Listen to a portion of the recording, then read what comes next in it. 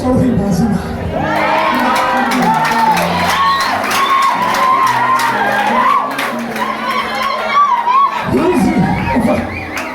Ntuzishinge.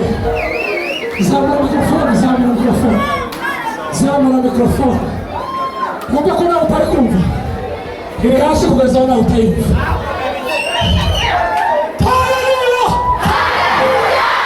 Natwe twari batoya turakura twiga muri segonderi turayirangiza, twiga kaminuza turayirangiza, ariko kujya duhimbaza Imana mwese ku mugongo.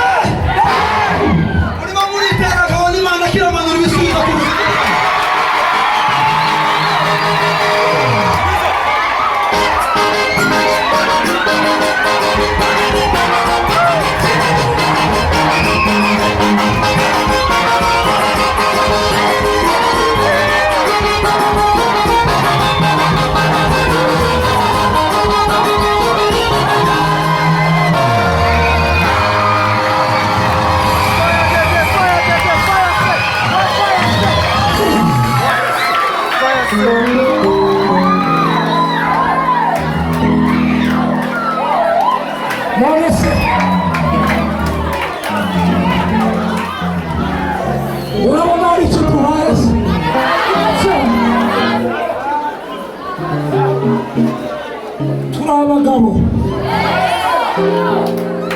kubera Imana.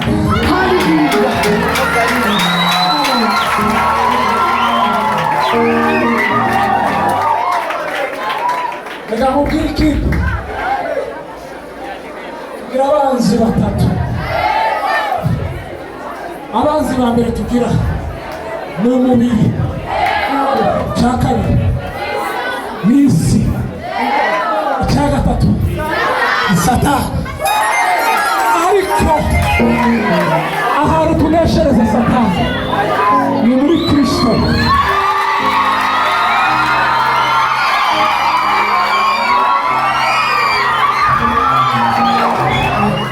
Tubona twabeshemo umva hagatayanze kubera ko twishe muri Yesu. Ndarumva amakuru ku gisimenti ntaca mbwiye.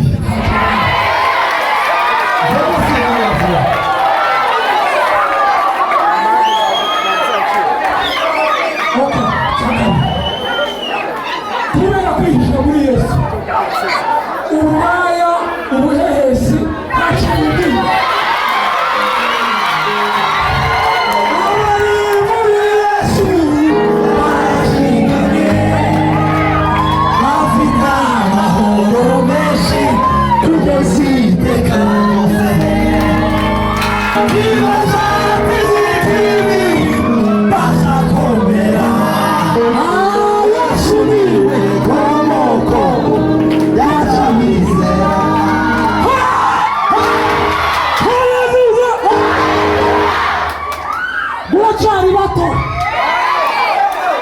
Mugomba gufata umwanzuro wo kuba muri Yesu Kristo.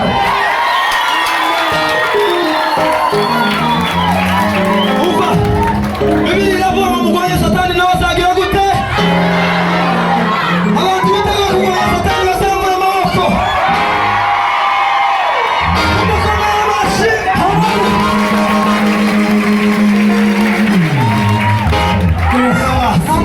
Katuririmbe indirimbo ya Sepeti hanyuma tujye mu gisiri.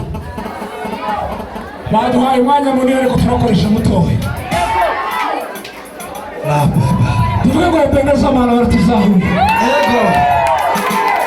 Murayisenga.